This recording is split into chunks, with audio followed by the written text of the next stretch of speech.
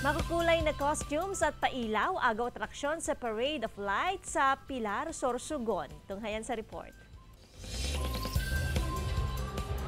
Tila napaaga ang pagdiriwang ng Kapaskuhan sa bayan ng Pilar, Sorsogon. Napuno ng makukulay na ilaw ang mga kalsada sa bayan dahil sa idinaos na Parade of Lights na bahagi ng selebrasyon ng Parao Festival.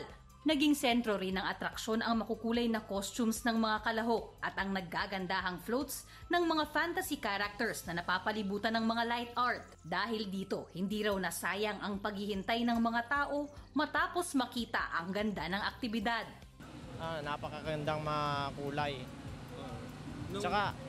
Tsaka mga nag-e-effort kasi talaga sila. Yung mga kanya-kanya po nilang mga performance po.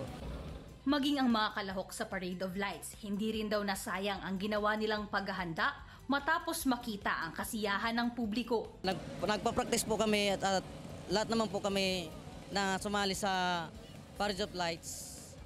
Talagang nagpa-practice po palagi. Layunin din ng nasabing pagdiriwang na ipamalas ang talento ng mga tao at ang yaman ng kultura at tradisyon ng bayan. Base raw sa sinaunang kwento, may nakitang mga nagliliwanag na bangka sa karagatan na tinawag na Parao.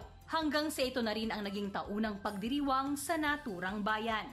Ito yung time din na ma-share namin ang aming talents, not just giving services to the Pilareños, but kumbaga pampasaya sa buong Pilareño po. Jessica Kalinog para sa Mornings with GMA Regional TV.